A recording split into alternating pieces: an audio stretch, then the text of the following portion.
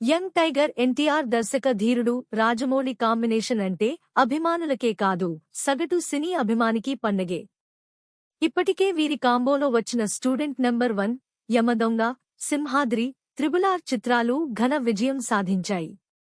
Box office వద్ద దుమ్ము దులిపాయి. సరికొత్త రికార్డులు సృష్టించాయి. తాజాగా వీరిద్దరూ మరోసారి ఓ సినిమా చేయనున్నట్లు వార్తలు వినిపిస్తున్నాయి. అయితే ఈసారి సరికొత్త జానర్లో వీరి సినిమా ఉండబోతుందని సమాచారం.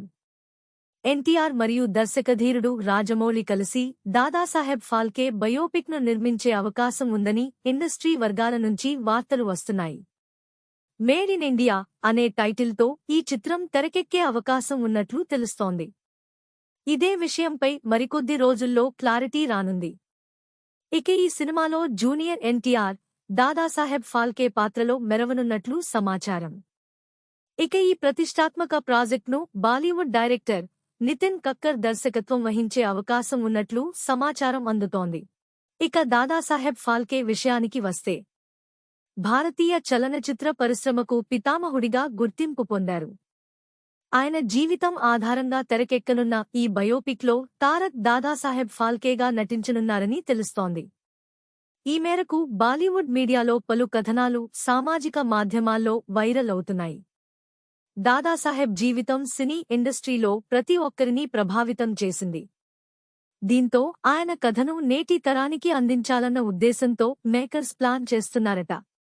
తారక్ అయితే ఈ సినిమా పాన్ ఇండియా స్థాయిలో వెళ్తుందని, అందుకే ఆయన్ను హీరోగా పెట్టి తీయాలని అనుకుంటున్నట్లు టాక్. ఇక ఈ బయోపిక్కు మేడ్ ఇన్ ఇండియా అనే టైటిల్ను ఫిక్స్ చేశారట. ఇందులో దాదాసాహెబ్ ఫాల్కే పాత్రలో జూనియర్ ఎన్టీఆర్ నటించడం దాదాపు ఖాయమైనట్లు తెలుస్తోంది.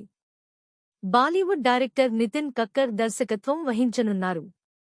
త్వరలోనే షూటింగ్కు సంబంధించిన వివరాలు వెల్లడించనున్నారు.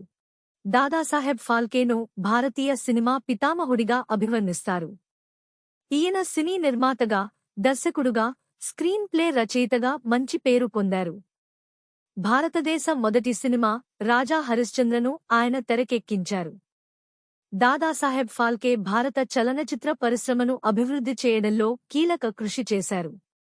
ఆయన గౌరవార్థం భారత ప్రభుత్వం దాదాసాహెబ్ ఫాల్కే అవార్డును ఏర్పాటు చేసిన విషయం తెలిసిందే. ఈ వీడియో మీకు నచ్చినట్లయితే లైక్, షేర్ అండ్ సబ్స్క్రైబ్ చేయండి.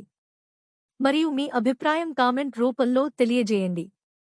ప్రేక్షకులకు మరొకసారి ధన్యవాదములు.